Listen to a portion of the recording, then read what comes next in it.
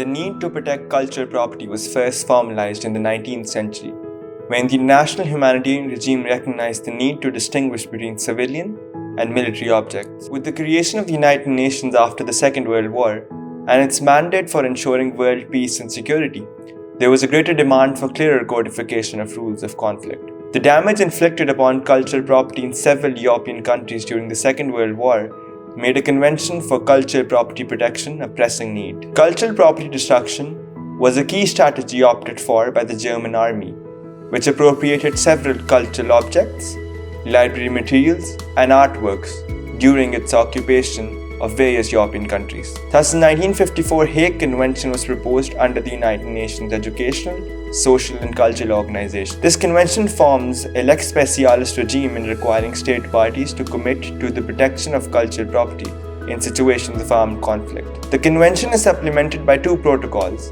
and is now widely considered as the authoritative body of laws regulating the specific objective of safeguarding cultural property in situations of armed conflict, and has been ratified by 133 parties. The convention prohibits the use of cultural property and its immediate surroundings for purposes that are likely to expose it to destruction or damage in an armed conflict. Except in cases of military necessity, acts of hostility cannot be directed against cultural property, and acts of vandalism, theft, or misappropriation are prohibited against cultural property.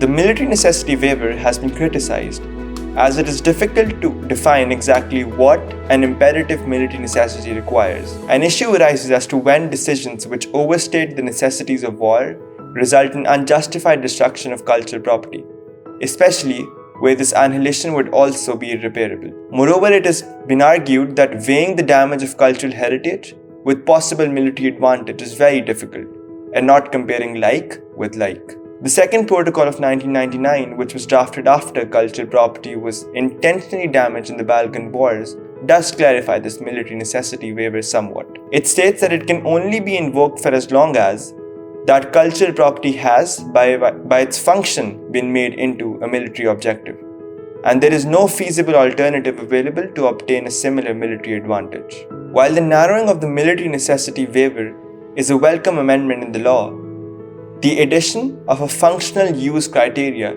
is still rather indeterminate. As it stands, though, it is a positive step in reinforcing greater limitations on abuse of power during armed conflict.